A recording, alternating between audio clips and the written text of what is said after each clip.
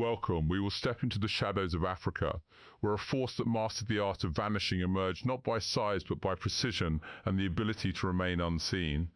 This is the story of the Black Devils, a small nation under siege, turning necessity into its greatest weapon in the bush through relentless adaptation. Origins and the Black Devils. In the heart of Africa, where colonial ambitions met fierce resistance, a force emerged that would define an era of shadow warfare. Not a mass army, but a whisper in the dark, small, precise, and utterly relentless. This was the Rhodesian Armoured Corps, born in 1948 not as a grand declaration, but as a quiet necessity. The British colonial government had long relied on local militias and light infantry, but the growing tensions of the Cold War and the looming threat of insurgency demanded something sharper. So in the quiet corridors of Salisbury's military headquarters, a decision was made.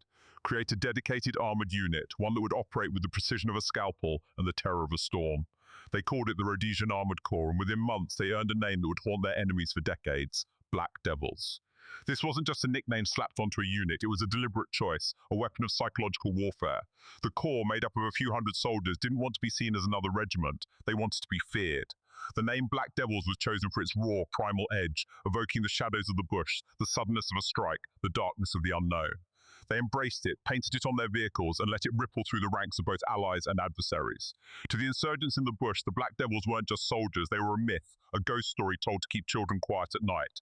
To the Rhodesian army, they were the elite, the ones who could turn the tide in a crisis. Yet here's the paradox that makes their story so fascinating. They were a tiny elite force operating within a military structure that barely had the resources to equip a full infantry division. The Rhodesian army as a whole was built on light arms, rifles, and a few trucks. Heavy armor? That was a luxury reserved for European powers, not a small colony on the edge of Africa. The Black Devils, however, were different. They had tanks, centurions, and other armoured vehicles, their engines growling like beasts, their turrets swivelling with deadly precision. They were the only armoured unit in the entire Rhodesian military, a fact that made them both indispensable and isolated. This wasn't just about fighting, it was about control. The Black Devils didn't just win battles, they shaped the battlefield. They'd approach a village at dawn, tanks rolling silently, soldiers in black uniforms moving like shadows. The locals knew the signal. If you heard that low, steady growl of engines, it meant the Black Devils were coming. And when they came, they left no room for doubt. This wasn't just a military tactic, it was a psychological weapon designed to crush morale before a single shot was fired. Their nickname was more than a label, it was a promise. To the enemy it meant death, to the Rhodesian military it meant reliability. To the soldiers themselves it was a badge of honour, proof that they were the best of the best. The Corps was small, but it was perfect. Every soldier knew his role, every tank was a symbol of precision. They didn't just train to fight, they trained to inspire fear. And yet, this was all happening within a military that was, by most standards, under-resourced. The Rhodesian army didn't have the budget for heavy armour, but the Black Devils made it work. They repurposed older vehicles, patched together spare parts, and turned their machines into symbols of resilience. It was a small force, yes, but one that carried the weight of an entire nation's security. The Black Devils didn't just represent a military unit, they embodied the contradictions of Rhodesia itself.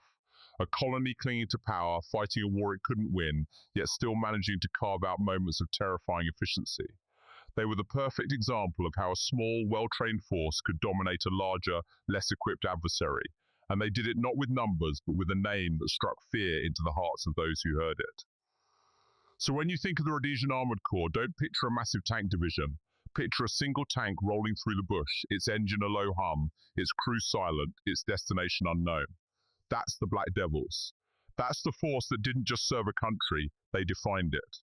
And as we move forward, we'll see how this small, elite unit became the backbone of a military that refused to surrender, even when the odds were stacked against them. The Black Devils were more than a nickname, they were the sound of a nation's last stand, echoing through the veldt, long after the last tank had rolled away. World War II legacy and equipment foundations. The Dust Devils of North Africa in 1941 swirled around battered trucks as the Rhodesian Armoured Corps Regiment moved with quiet purpose across the desert. This wasn't a unit formed from grand plans, but from determined men who answered Britain's call when every hand counted. They trained relentlessly under British instructors, mastering vehicles that would become their lifeline. South African-built Marmon Harrington Mk3 armoured cars. Rugged 4x4 machines powered by Ford V8 engines, they rumbled across terrain that swallowed lesser vehicles whole.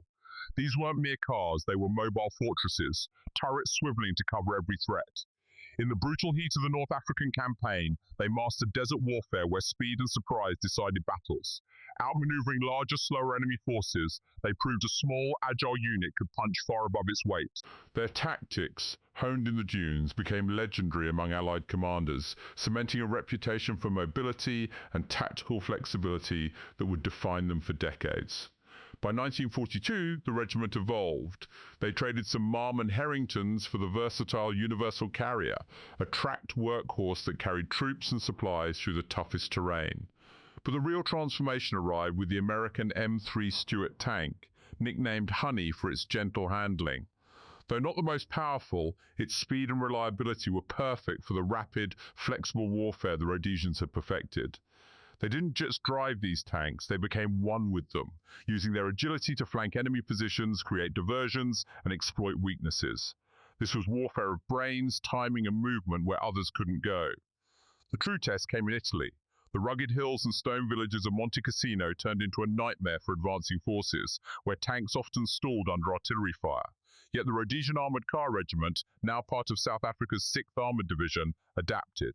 They used their M3 Stuart not just as heavy hitters, but as agile scouts and mobile support, clearing paths through mountains and covering infantry assaults. Their pivotal role in the Allied Spring 1945 offensive, including the brutal battle for Monte Cassino, cemented their reputation. They didn't merely endure the Italian campaign, they thrived, using their signature mobility to outmaneuver German defenses. This wasn't luck, it was years of training, experience, and a deep understanding of fighting effectively with limited resources. The legacy of those World War II years became the bedrock of the modern Rhodesian Armoured Corps. That small unit from a British colony, forged in North Africa's sands, evolved into a force known as the Black Devils, a nickname reflecting their relentless spirit and tactical brilliance. Their service across 2 major campaigns, mastery of mobility, and ability to operate effectively with diverse equipment from simple armoured cars to powerful tanks, set the standard for all that followed. They proved warfare's essence wasn't force, but precision, adaptability, and the right tools at the right moment. Think of it, a small unit from a far-flung colony, lacking the resources of major powers, yet becoming a critical Allied asset. They turned limited means into decisive advantage. Their story in North Africa and Italy wasn't just about winning battles, it was about redefining armoured warfare, prioritizing speed, flexibility, and the ability to think on the move. That lesson echoes through military strategy today, a testament to adaptability's enduring power. When you hear Armoured Corps now, remember those dusty North African roads, the rumble of Ford engines, and the swift M3 Stuart navigating Italian hills. That's where it began. The Corps' reputation for mobility and tactical flexibility wasn't inherited, it was forged in battle, one desert sandstorm and mountain pass at a time. They didn't just serve in World War II, they redefined what an armoured unit could be. And that legacy, that spirit of agility and precision, lives on in the Corps today. A quiet echo of a small regiment from a small nation helping shape a global war's outcome. That's the true foundation. That's the legacy that continues to drive them. The Bush War context, an unbalanced conflict. Now fast forward to the 1960s. The war wasn't fought in cities or battlefields. It unfolded in open fields, along dusty roads, and in the quiet moments of a farmhouse at dawn. The Rhodesian Bush War wasn't just a conflict, it was a test of endurance against a force that refused to play by conventional rules. Zanla and Zipra, the military wings of ZANU and ZAPU, knew this. They didn't seek to hold territory, they aimed to make Rhodesia bleed. Their tactics were simple: strike fast, vanish into the bush, and strike again. A group of fighters would emerge from dense forests, attack a farm, kill a family, then melt into the landscape before a single shot could be returned. They left a trail of fear and broken lives, knowing the Rhodesian military couldn't chase them everywhere. This wasn't about winning battles, it was about making Rhodesia lose the will to fight. For many black Rhodesians, the war was a struggle for liberation. For white settlers, a fight for survival. Yet the reality on the ground was stark. The guerrillas had terrain, support from neighbouring states, and the ability to disappear. The Rhodesians had to be everywhere at once, operating with limited resources against a force that never stopped. Rhodesia's landscape, a patchwork of scattered farms, tiny towns, and winding roads, made defence nearly impossible. Protecting all of it with just 15,000 active troops was like guarding 1,000 doors with a single key. Every night, a family could wake to gunfire. Every road could be a death trap. The guerrillas didn't need to win a battle, they just needed to keep the pressure on. So the Rhodesian military turned to the sky. The Air Force, small but lethal, became the nation's eyes and fists, Helicopters like the Alouette 3 swooped in, dropping commandos behind enemy lines, while armoured vehicles like the Eland 90 raced to secure towns under attack. In typical operation, a Zanla unit ambushed a farm near Marandellas. Within minutes, a helicopter gunship arrived, rotors kicking up dust as it fired, while Eland tanks secured the perimeter. It wasn't about glory, it was about survival. Every farmer hearing that helicopter sound knew help was coming, but also that the war was never far away. The military's reliance on air power wasn't a choice, it was necessity. International sanctions meant they couldn't replace worn-out equipment or replenish forces. Every helicopter, every tank had to be pushed to its limit. The Armoured Corps with their Elands became mobile shields for roads, railways and vital infrastructure. In 1975, when Zanla blew up a railway line near Guello, Eland tanks patrolled the tracks day and night until the threat passed. It was a relentless cycle: attack, respond, protect, repeat. The SAS, trained in deep reconnaissance, infiltrated enemy bases, while mobile columns raced to secure key locations. It was a high-stakes game of chess played on a battlefield with no boundaries. Think about it: a small nation, a tiny military, and a war with no end. The guerrillas had the advantage of terrain, support, and the ability to vanish. The Rhodesians had to move faster than the enemy. They did, sometimes, but it came at a cost. Every helicopter flight, every tank patrol, every firefight took a toll. The people of Rhodesia lived with a constant undercurrent of tension. They knew one wrong turn on a dirt road could mean a bullet. In 1970, during a brutal campaign, Zanla hit a farm in the Matobo Holes 3 times in Nun Week. The Rhodesian response was swift. A helicopter gunship arrived within minutes, followed by Eland tanks, but the damage was already done. The family who lived there never recovered. It wasn't just the immediate attack, it was the grinding fear of the next one. The military understood they couldn't win by holding ground, they had to win by moving faster. They built a war machine that could fly, strike, and be everywhere at once. Yet even with their technology, they fought a war with no end in sight. The guerrillas had time, space, and support. The Rhodesians had air power and specialized units. But the conflict wasn't about superior weapons, it was about who could outlast the other. And that's what made it so brutal. It wasn't a war of grand victories or decisive battles, it was a war of attrition, fought in the quiet moments between gunfire. Every farm, every road, every town became a battleground. Every helicopter flight was a promise of safety. Every armoured vehicle rolling down a dusty road was a reminder that the war wasn't over. Rhodesia's story wasn't just about soldiers or weapons. It was about a nation living under constant threat, a people fighting to protect their homes while the world watched from afar. The guerrillas didn't need to win, they just needed to keep the fight alive. And for the people of Rhodesia, that was the real cost. The reality was a nation stretched thin, operating with limited resources, constantly on the defensive. A nation fighting for its survival, its back against the wall, yet its armoured forces built on a foundation of nothing. No main battle tanks. Not or. Ever. The tank gap, a critical strategic limitation. Rhodesia's Armoured Corps faced a stark reality during the Bush War. They had no main battle tanks. Not war. Ever. While other nations relied on tanks as their armoured backbone, Rhodesia's military had to make do with a patchwork of armoured cars and infantry support. This absence wasn't a choice, it was a trap woven by global politics, budget constraints, and a strategy that left them dangerously exposed. The international embargo was the elephant in the room. After Rhodesia's 1965 unilateral declaration of independence, the United Nations slapped sanctions on the white minority regime. Western powers like Britain and the US refused to sell military hardware, and the Soviet bloc was unlikely to back a regime fighting a liberation war. Tanks were out of the question. Even the black market was prohibitively expensive. A single Centurion tank cost roughly £70,000 in the 1960s, over $1 million today. For a country with a GDP of just £1.5 billion, that was a luxury they couldn't afford. They opted to spend that money on upgrading their air force or funding intelligence operations instead of risking a single tank in a battlefield they couldn't afford to lose. Rhodesian military leaders prioritized speed, surprise, and mobility, key for counterinsurgency in dense bush country. They reasoned heavy armor was too slow for narrow tracks, too noisy for stealth, and too vulnerable to ambush. Their doctrine was built around hit-and-run tactics, not tank-led breakthroughs. So they chose armoured cars like the Eland 90, a South African-designed vehicle with a 90mm gun but thin armour. It was cheap, fast, and easy to maintain, ideal for patrolling remote areas. But it wasn't a tank. It was a compromise born of necessity, and that necessity would cost lives.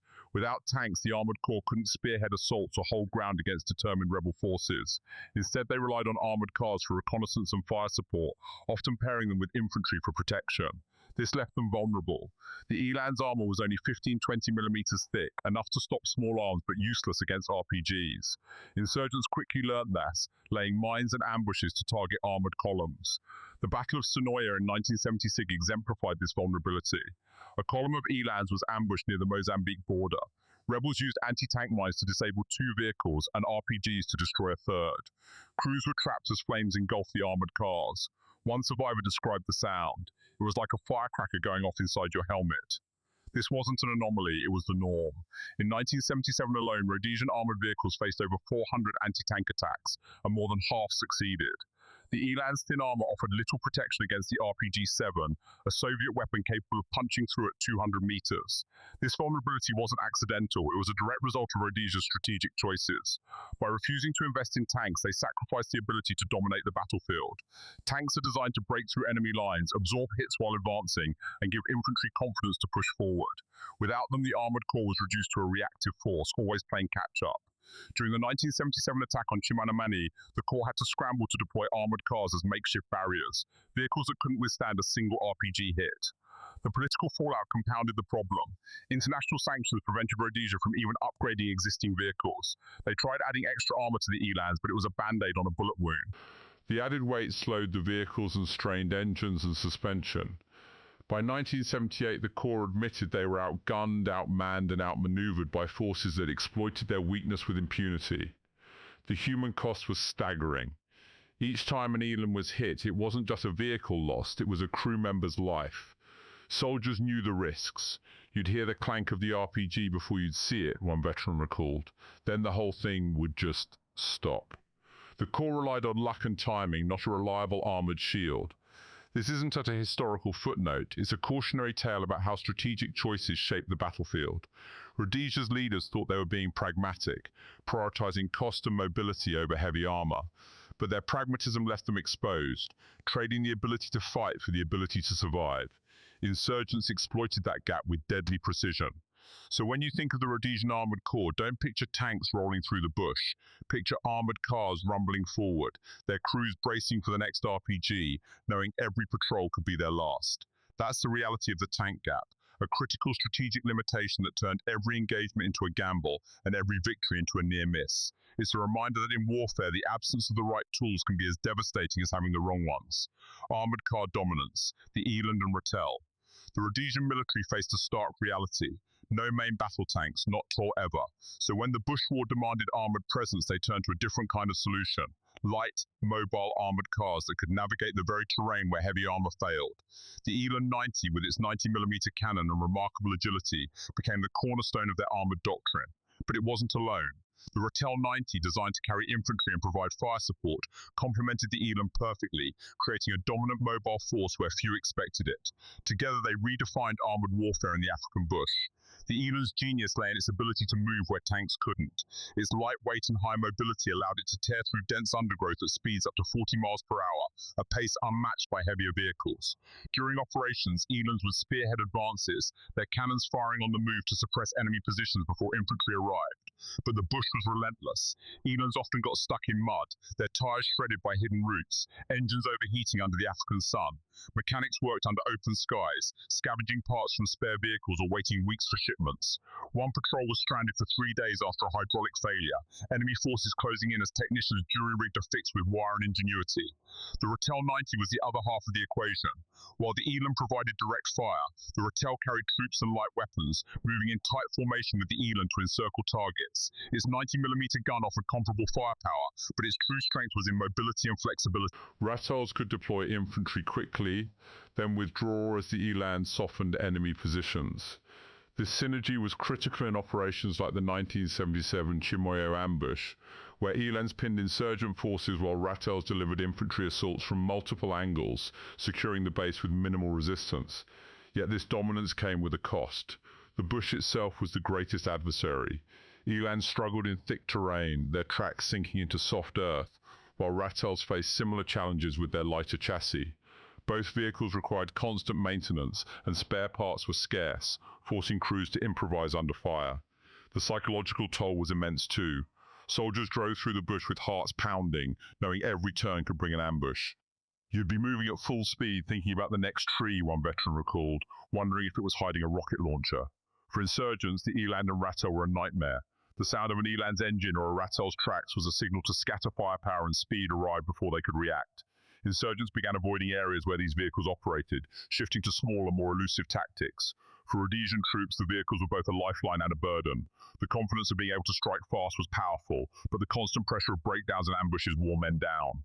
This was not just about machines, it was about adaptation. The Rhodesian military trained relentlessly to integrate these vehicles into every operation. Soldiers learned to coordinate movements through radio, to deploy in tight formations that maximized the Eland's firepower and the Rattel's mobility. The combination turned a tactical limitation, no heavy armor, into a strategic advantage. By 1977, this system was fully refined, enabling operations like Dingo to unfold with devastating precision. The Bush War wasn't won with grand strategies alone. It was won with the relentless hum of Eland engines and the steady tread of Rattel carriers, moving where others could not. Bush, where dust clung to the air and tension hung like a weight, two battles would define Rhodesia's military doctrine. Operation Dingo in 1977 and the Battle of Hanzu in 1978 weren't merely engagements, they were living demonstrations of armoured warfare's strategic soul. For Rhodesian forces, these conflicts proved that technology, terrain and tactical audacity could reshape the battlefield. Operation Dingo began October 12, 1977, a lightning strike into Mozambique targeting Zipra's logistical heartland. The objective was clear: obliterate enemy infrastructure before they could regroup. Speed and precision were non-negotiable, demanding the mobility only armoured vehicles could deliver. Enter the Eland 60, Rhodesia's mobile artillery platform. As dawn fractured the Mozambican hills, Eland crews surged forward, 90mm cannons primed. Unlike static infantry, these armoured units advanced, suppressed enemy fire and pivoted on the move. A pivotal moment arrived when a platoon infiltrated a Zipra camp under cover of darkness, just as guerrillas prepared to evacuate. Within minutes, Eland's rapid fire destroyed command bunkers and supply depots, crippling Zipra's operational capacity before repairs could begin. The operation's success rested on this decisive tempo: no prolonged sieges, no exposed flanks. By the time Zipra grasped the assault, their bases were ruins, leadership scattered. Dingo wasn't victory, it was a declaration that Rhodesia's armoured forces could dictate terms on any battlefield. But while Dingo showcased offensive mastery, Hanzu in 1978 tested defensive resilience. Zipra launched a massive assault on Rhodesian positions near Hanzu, aiming to shatter the defensive line. Rhodesian forces knew hesitation meant collapse. Their response? The Eland 60, now the unyielding core of defense. Imagine a vast, dusty plain where Zipra forces, hundreds strong, surged forward in endless ranks. The Rhodesian line held firm, anchored by armoured units. When Zipra attempted a flanking maneuver, Eland's rolled out like an immovable steel wall, cannons delivering precise, devastating fire that tore through enemy formations. A critical moment occurred when Zipra seized a ridge overlooking the main line. Eland crews, using terrain to their advantage, positioned themselves on higher ground and unleashed a concentrated barrage that sent attackers reeling. These vehicles didn't merely hold ground, they transformed the defense into a killing field. Every Zipra advance met counterfire as Eland shifted position, maintained overwhelming firepower and neutralized threats. This was defense redefined. Mobile armor dominating through adaptability. The cost was steep. Several Elands were damaged, but the outcome was undeniable. Hanzu remained firmly in Rhodesian hands. The true significance of these battles lay in how they revealed armored units' strategic versatility. In Dingo, Eland spearheaded a lightning offensive. At Hanzu, they became the immovable shield of desperate defense. This adaptability was Rhodesia's secret weapon in a conflict where marginal advantages determined survival. The military didn't just deploy tanks, they wove armor into the operational fabric. Whether securing a ridge in Dingo or countering flanking attempts at Hanzu, Elands were never mere tools, they were the pulse of battlefield control. These battles weren't about winning individual fights, they were about proving that in guerrilla warfare's chaos, the side capable of moving, adapting and striking with precision held the edge. The Eland 60 transcended its role as a vehicle, it symbolized Rhodesia's ability to pivot when all else seemed to fail. At Hanzu, as the sun dipped below the horizon, Eland stood as silent sentinels. Their tracks marked a doctrine that would be dissected for decades, a testament to how the right tools, wielded with the right strategy, could turn the tide in the most desperate conflicts. In the dust and blood of southern Africa, that precision was everything. The Eland's legacy echoed into the next chapter of Rhodesian armoured warfare, where the leopard tank would soon rumble through the bush, its engine a steady hum against the silence before the next ambush. The human element. Soldiers and commanders. Months after Dingo, the Rhodesian Armoured Corps' Black Devils were already deep in the bush, the leopard tanks kicking up dust under a relentless sun. This wasn't just combat, it was a daily test of nerves, where the engine's hum was the only constant against the silence before an ambush. For these men, survival meant more than armor. It meant the people inside the tanks holding the line for a nation fighting for its future. Let's talk about them. Recruitment in 1973 wasn't about filling quotas, it was about finding men who'd already survived the Bush's brutal reality. Veterans from earlier conflicts, volunteers who knew the costs of standing firm, were pulled into the Armoured Corps without delay. Training wasn't about drills, it was about simulating hell. Soldiers learned to spot a tripwire in the grass before it snapped, to read the wind shifts signaling an ambush. They drilled until it wasn't muscle memory, it was instinct. One tank commander put it simply, you didn't need to learn to drive a Leopard, you learned to feel the ground under it, to know when it was lying in wait. In that crucible, bonds formed faster than in any peacetime unit. Inside the tanks, with the engine's heat and oil smell, camaraderie became a lifeline. Crews shared a single canteen for days, lives literally in each other's hands. They called themselves the Black Devils not for fear, but for pride. After a firefight, they'd slap helmets, laughing through adrenaline. It wasn't just teamwork, it was a shared language of survival. As some veteran explained, you didn't need to say a word when the enemy closed in. You just knew where the others were, what they'd do. That's how you stayed alive. Leadership was the glue. Brigadier J.D. Jock Ross, respected across the Corps, didn't command from a safe command vehicle. During Operation Miracle in 1979, a pivotal battle in the war's final months, he stood beside his men in the tank, eyes scanning the horizon, his calm voice cutting through chaos. He knew fear was contagious. His style wasn't shouting, it was listening. After patrols, he'd sit with crews, not to lecture, but to ask, what did you see? What did you feel? That wasn't just leadership, it was trust. I see you. I know this is hard, he'd say. It was the quiet assurance that kept them going. But the hard part wasn't just the fighting. It was the weight that never left. The psychological toll wasn't something you could shake off. Soldiers who'd faced 100 ambushes would flinch at a sudden noise. Sleep became a luxury they couldn't afford. One commander described it. You'd think you're safe after a long patrol, but then you're lying in your bunk still hearing bullets hitting the hull. The constant threat meant no off switch, always on alert even when the engines were quiet. This wasn't just physical exhaustion, it was the erosion of the mind. Veterans spoke of the heavy quiet after a firefight, the fear lingering long after the last shot. Some turned to alcohol to drown it out, others withdrew, becoming quieter, harder. The Corps had no formal mental health programs, just the camaraderie that kept them going. We didn't have therapists, one soldier said. We had each other. Operation Miracle in 1979 was the climax of that struggle. For weeks, the Armoured Corps pushed through enemy lines, tanks grinding through the bush, crews operating on pure instinct. When it ended, relief was real, but so was exhaustion. The men didn't celebrate. They sat in their tanks, staring at the horizon, knowing the war wasn't truly over. This is the human element no history book can capture. It's the weight of a helmet in a quiet moment, the sound of a tank engine at 3 a.m., the unspoken understand between men who've stared down death together. It's not about glory, it's about the people who kept the engine running even when the road ahead was dark. The Rhodesian Armoured Corps didn't just survive the Bush War, they survived because of the people in those tanks, and in the end, that's what mattered most. Not the armour, not the tactics, just the people, holding on, one day at a time. Technological adaptations and innovations. A Raytail armoured vehicle, its hull crisscrossed with fresh welds and extra steel plates, grinds through the Namibian bush at dawn. Soldiers scan the scrubland for hidden threats as the air hums with tension. This wasn't just any vehicle, it was a battlefield adaptation born from necessity. Standard military gear often fell short in bush warfare, so the Corps welded on extra armour not just to survive, but to outlast the enemy. The Raytail 90 gained modular armour kits swapped depending on threat levels. Light patrols this moment, full-scale ambushes the next. Communications saw a complete overhaul too. Static field radio chatter gave way to the R3 system, delivering encrypted long-range comms that let units coordinate in real time across vast desert terrain.